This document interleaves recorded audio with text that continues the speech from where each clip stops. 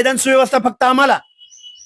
तो माणूस तिथं येऊन आम्हाला धमकी देतोय कपडे काढून मारण्याची, आणि आम्ही इथं पोलीस डिपार्टमेंटच्या ताब्यात बसलोय. हे अजिबात खपवून घेतलं जाणार नाही. आमच्याकडे आहे सर्व प्रूफ आहे म्हणे. मग प्रूफ आहे तर रात्री 12 वाजता पुतळा बसवतात का? प्रूफ आहे तर दिवसा वाजत गाजत ये ना.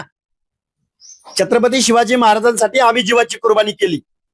तुम्ही निजामाच्या चाकऱ्या करत होत्या. बोलायला लावू नका, इतिहासात जायला लावू नका. आणि आम्हाला काही से नसेल तर मुख्यमंत्र्यांनी सांगावं की बाकी लोकांनी काही बोलायचं नाही. आम्ही महाराष्ट्र सोडून जातो. मग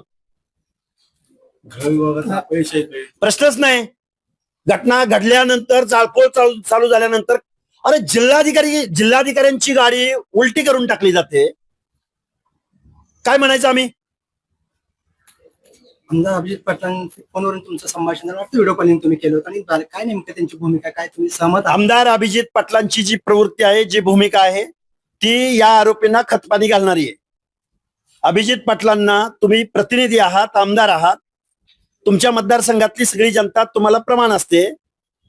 काय चूक होती त्या अंजनगाव मधल्या धनगर समाजाची की त्यांच्या तीर्थक्षेत्राच्या प्रवेशद्वारावर रात्री अपरात्री पुतळा आणून बसवला गेला?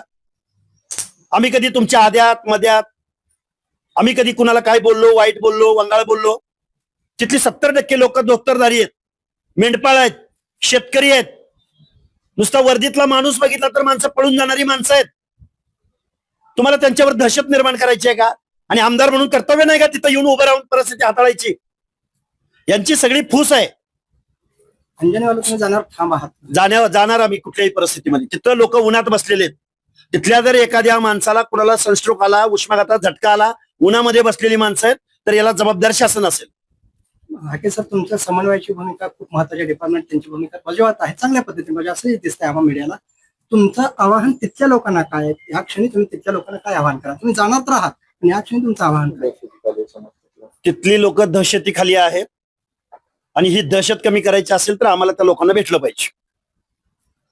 छत्रपती शिवाजी महाराजांच्या पुतळ्याचं ज्यांना कुणाला बसवायचं आहे, आमचंही प्रेम आहे शिवाजी महाराजांवरती, आम्हीही वर्गणी काढू.